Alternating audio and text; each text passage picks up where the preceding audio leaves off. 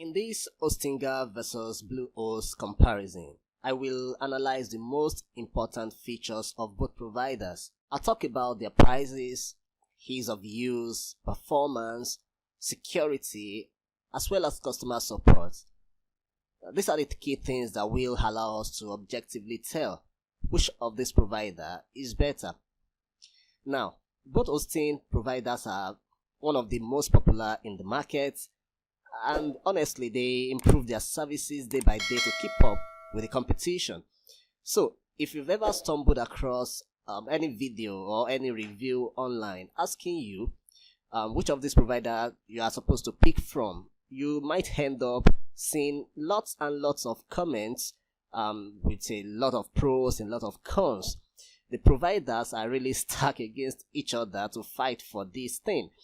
But then I think I have a better way of doing this. Let's just solve these issues once and for all. I did a lot of research online coupled with my experience with each of these providers, and I was able to come up with very valuable information that will help you decide which of these guys to go with. Okay, so if we tested and compared each major area of the two, honestly we'll come up with a decent analysis, highlighting the different weaknesses and strengths of each of these providers. And that is exactly what was in my mind while I was making this video. So just watch on as I review Bluehost versus Hostinger comparison to find out which one of them is going to be perfect to help you achieve your dream when we talk about trying to host your website online. So let's go ahead and begin. Now, Hostinger is cheaper considerably than Bluehost. I mean, with the prices for shared hosting starting at $1.99 per month, while Bluehost is priced as $2.95 to begin with. Hostinger charges less for its scalability options also. For example, the VPS hosting, for instance, starts at $3.49 per month as opposed to Bluehost VPS hosting, which is much more premium. I mean, when I check it up, you notice that the VPS hosting for Bluehost is starting at $18.99. The main and the most popular product of both providers usually is the shared hosting. It is easy to use and usually matches the need of both small and medium-sized websites. Both providers include free SSL certificates, a free domain, and email accounts on the cheapest plans. But that's where the similarity actually ends, because the cheapest plan on Hostinger, which they call the single shared hosting, can only host a single website, and it comes with a 50 GB SSD storage, which can allow up to 10,000 monthly visits. But the most popular plan, which on Hostinger, which is the more recommended plan for small users, is called the premium shared hosting, and it can host up to 100 websites, 100 GB SSD storage, and about 25,000 monthly visits. As for Bluehost, the Bluehost Basic, which is the smallest plan, can also host a single website, 10 GB SSD storage, and well, the amount of traffic it can take is conspicuously missing here, but we will get to that soon. As for their next bigger plan, which I think should only be fancied by multiple site users, can host unlimited amount of websites. It comes with 20 GB SSD storage, and again, the site traffic is not specified. As for bandwidth, Hostinger is quite clear about what to expect. The cheapest plan comes with 100 GB bandwidth, while their popular premium shared package and every other higher plans have unlimited bandwidth. Bluehost, on the other hand, has unlimited bandwidth for all their plans, including the cheapest.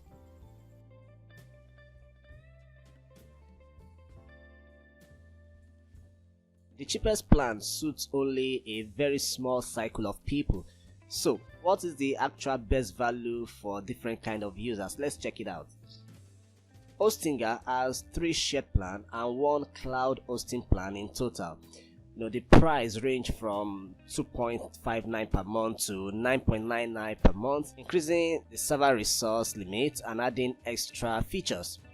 I personally think that the cheapest premium of $2.59 for Hostinger is what most users would benefit if they want to pick one. It allows hosting up to 100 websites with 100 GB storage and include a free domain. If your website remains relatively small, you might never need to upgrade. However, if you're looking to run a larger business site, you might benefit from the business or the cloud startup plan more. As for Bluehost, it has 4 shared hosting plans ranging from between 2.95 and 13.95 monthly. Each plan includes more server resources and extra features than that of Hostinger. So just like Hostinger, the cheapest plan is nice but limiting. As for the most expensive one, that is a huge price increase for little extra value. So the option worth looking at are Plus and the Choice Plus. So for Bluehost, Plus is the best option for the long term really, as it does not limit the number of websites that you can create. Choice Plus is a great option that has some additional security by including daily backups and domain privacy for just about $1 more than the Plus cost. But that's only for the first billing term anyways. The pricing difference will be much greater upon renewal. So, who wins the pricing battle? We can see here that in terms of what both Hostinger and Bluehost are offering for their respective cheaper hosting plans, it's quite close, and that is the reason why I will always go with Hostinger if I am to compare the pros and the cons compared with the price. Since the difference between their offers are not too wide apart, then it is just logical to go for the cheaper option. But of course, if features like better bandwidth and how many sites you can host on a single hosting plan is important to you, then you should pitch your tent with Bluehost. I include the link to both Hostinger and Bluehost in the description below this video. You can check up on your choice using the links. So if we are to really summarize on pricing, Hostinger is actually the cheapest option here.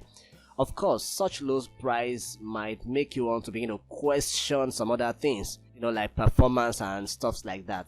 And that is what the rest of this Hostinger versus Bluehost comparison will really show us. Please, it took great effort and resources to be able to put these kinds of report together. I will appreciate if you can encourage me by liking this video right now. Thank you.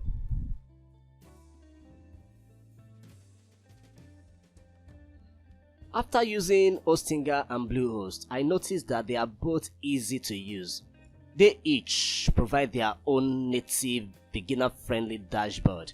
However, while Bluehost decided to integrate cPanel, Hostinger creates its own very unique control panel, which is usually called the H panel, and is just as intuitive and functional as the normal cPanel that we all know. Indeed, Hostinger and Bluehost have much in common when it comes to the ease of use. However, their dashboard and control panels are different, and for a better understanding, let's talk about them individually. Hostinger provides a simple and functional user dashboard that gives you access to all necessary website creation and management tools, while Bluehost's dashboard is just as effortless to use, but I found it more functional than that of Hostinger.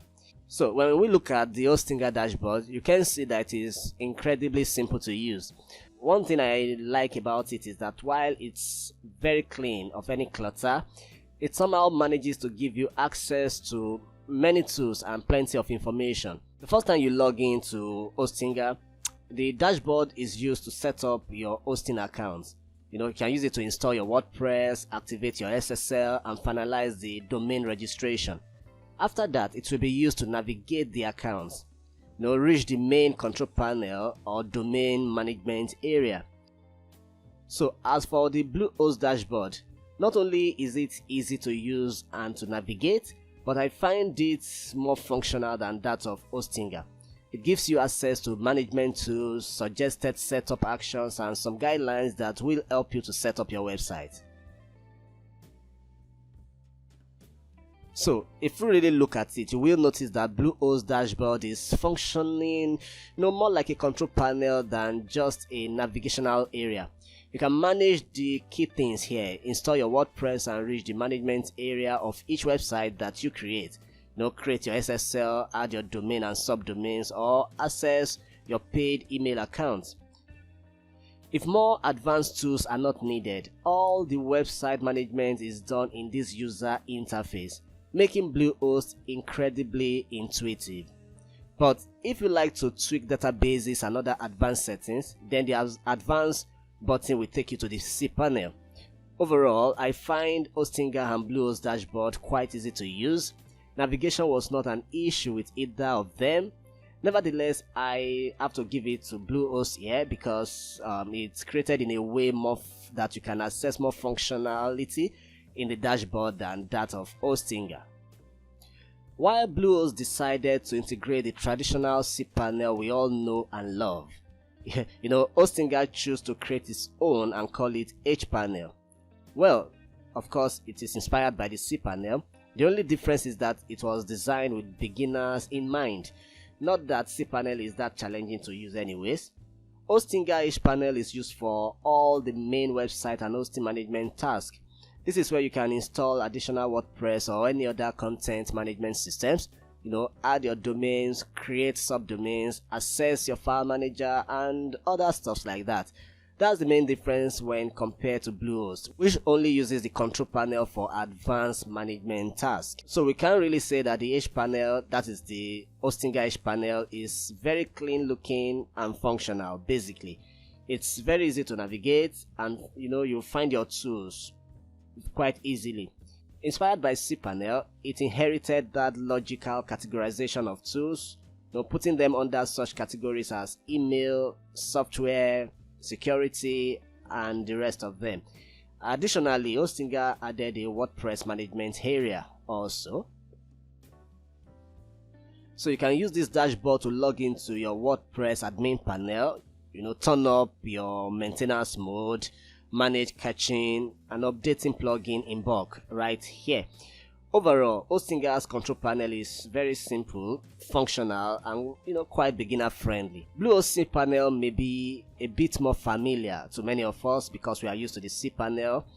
It gives access to more advanced hosting settings such as access to your file manager, your phpMyAdmin for databases, and free webmail client management. So Hostinger tweaks its cPanel quite a lot, integrating it into its own management area. So Bluehost control panel is not as functional anymore as all of the essential tools are being located in the main dashboard. What is important to remember here is that both Hostinger and Bluehost made their user interface easy to use and navigate. No matter which one you go for, you won't have a hard time understanding. Even so, in my mind, I think Hostinger is a winner in this category because it invested its resources in creating its own control panel, and it did so with beginners in mind. One area where Bluehost really step up is the extra features that help managing websites. Bluehost includes such things as site staging and marketing management straight from the control panel. Hostinger, on the other hand, can only be proud of the account sharing feature. Hostinger has been promising to add a website staging tool for quite a while now, but they've not really been able to do that yet. However, it does have an account sharing feature. You can add members of your team to the account, giving them their own login credentials. Also, you can give them varying privileges and roles. For example, you can allow them use the billing details to purchase services.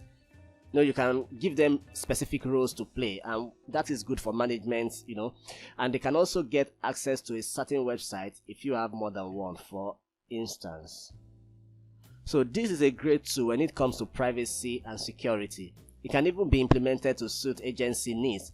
For example, you can host your client websites yourself and give them separate access to control panel. At the same time, Bluehost does not offer such a feature, but it takes its own strength when it comes to site staging and business features. Staging allows you to create an identical copy of your website to make changes on them.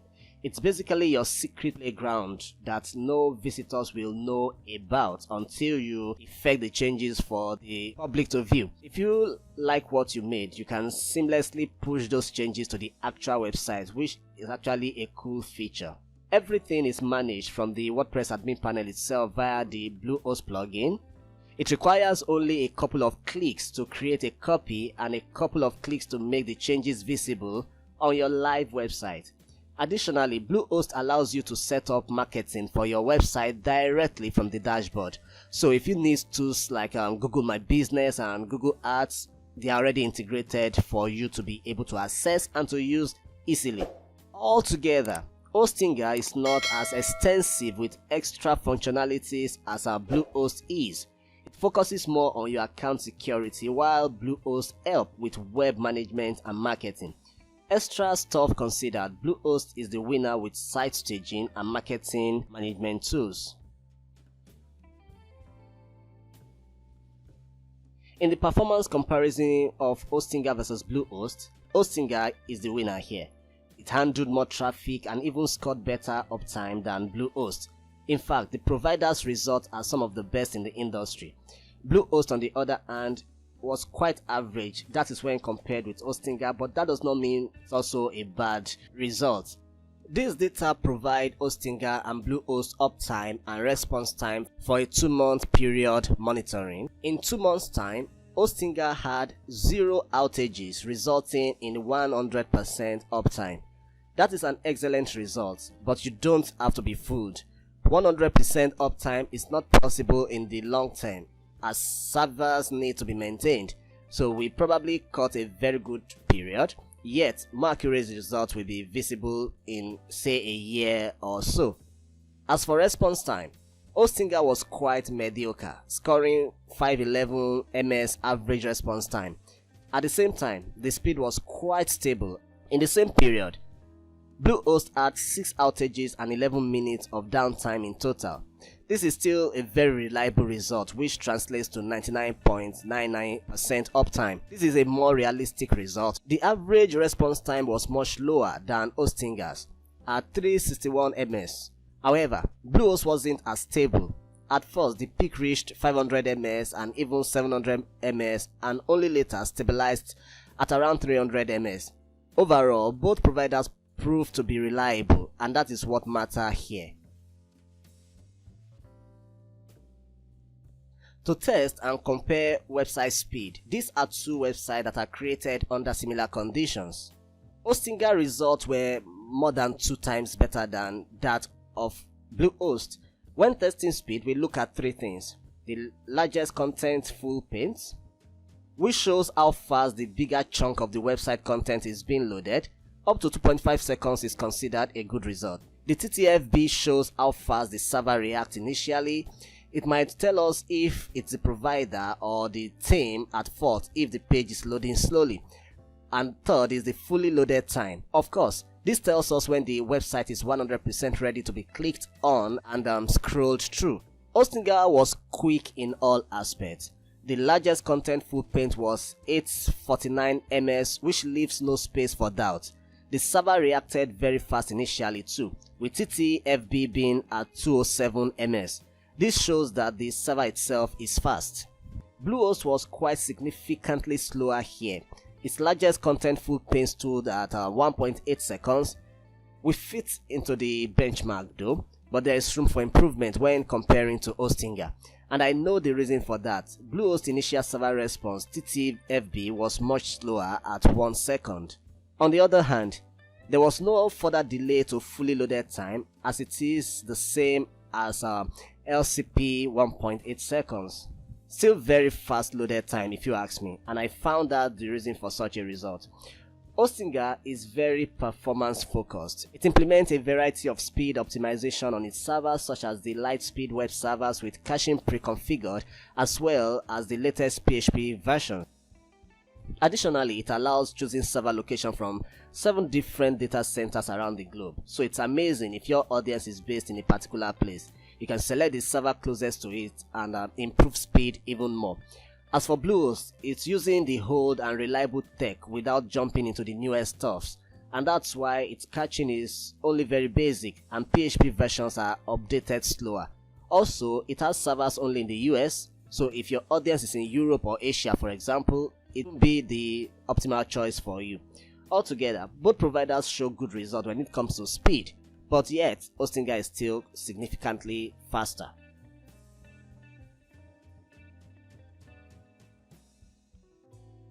in testing to find out if the websites are good if many visitors come in at the same time.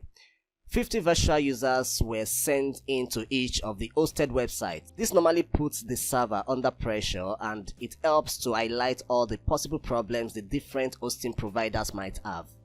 Hostinger passed the test perfectly.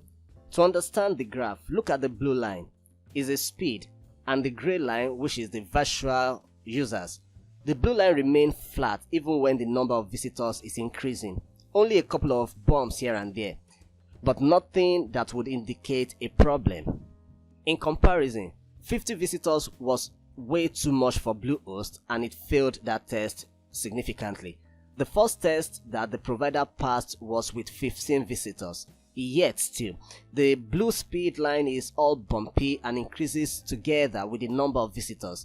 This means that Bluehost slowed down a little bit, and this shows that Bluehost servers are not really as powerful as that of Hostinger. But this does not mean that Bluehost is a bad choice at all. 50 VUs is the maximum that we think shared hosting providers could reliably handle, and that's on more expensive plans. 15 VUs could easily add up to 10k or 20k monthly visitors. That's quite a popular website, honestly. So, while Hostinger overachieves and makes its competitors look bad, Bluehost is actually performing very well for this category, and that is another thing you must take note of. All in all, Hostinger is the frontrunner in almost every performance-related aspect of this comparison. With 100% uptime, fast page loading, and powerful servers, it really makes Bluehost look bad, which is not like that in real life. Meanwhile, Bluehost actually show quite a satisfactory result also. When it comes to security, both Hostinger and Bluehost include basic features in their plans. None of them goes the extra mile in this department though. Any security enhancement you may want for your website will have to be purchased, If you want to look for difference between the two providers, you have to take a look at more advanced features. For one thing, Hostinger is pretty clear about its weekly backup. Plus, if you go for the business plan, the weekly backups actually turn into daily.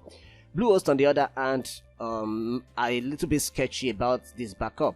Its TOS claims that backups are performed, but there's no clear point as to when this happens and whether restoring it is possible or not. We don't even know where these backups are actually stored. So, if you want clarity, you might need to purchase a third-party security tool. So, while neither Hostinger nor Bluehost excel when it comes to security, let's give it to Hostinger a little bit more for offering free weekly and daily backups. Other than that, the two providers are pretty similar. If you need help, Hostinger's main option is 24 hours live chat, while email is also available. Bluehost is also working a 24-hour to ensure customer support via live chat, emails, and phone. Both providers also have knowledge base full of tutorials and documentations to help users. So I think on this level, the both hosting are not doing badly at all when it comes to customer support. So the Hostinger versus Bluehost matter is, I think, settled. In almost every major department, Hostinger showed a little better result than Bluehost. It's cheaper, it's faster, and it's more powerful. Although Bluehost is not far behind it, providing useful website management tools and instant customer support. So, what's my final recommendation? Fact considered, Hostinger offers better value than Bluehost. It's cheaper and equally easy to use. Plus, you'll get better performance. Ultimately, I think it's the best option for the majority of websites, especially if you are on a tight budget. All in all, when considering website hosting from a general perspective, you won't go wrong going for either of Hostinger or Bluehost. Just that the result of this experimentation put Hostinger a hedge ahead of Bluehost. Feel free to make your choice between these two great players in the industry. I have included the link to both Hostinger and Bluehost in the description box below this video. Feel free to check them out and choose between them for your website hosting. For reviews and tutorials on the best tools online such as this, consider subscribing to this channel. I also teach WordPress tips and SEO hacks for web owners and bloggers. So, turn on the notification option so you get to know when I release important videos like this. Thank you. and see you in my next video.